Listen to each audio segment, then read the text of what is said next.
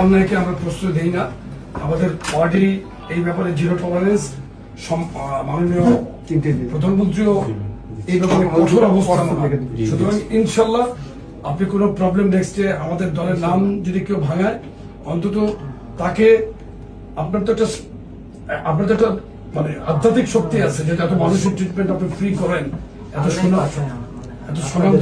Doctor. ওনাকে কিভাবে পাঠাতে আমি জানি না, কণ্ঠ থেকে আমাকে ফোন করছে, আমি ফোনও করি, ওনার নাম্বারও ছিল, আমরা আপনার পাশে আছি।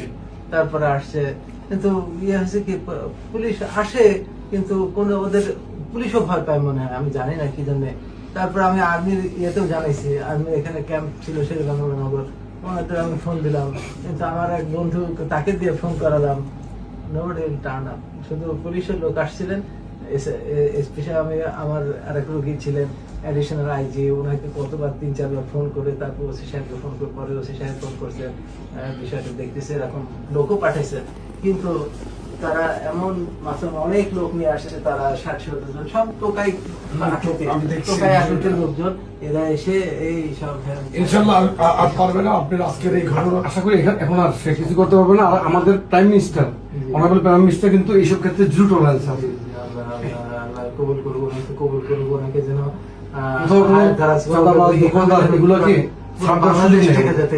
সবাই যেন আপনাদের মতো সহযোগিতা পায়। আমরা যখন মানে এরকম লোক আসে, আমরা খুব হতাশ হয়ে যায়, আবার ভয় পাই, কারণ আমাদের পেছনে তো লোক নাই না। অ্যাকচুয়ালি আসলে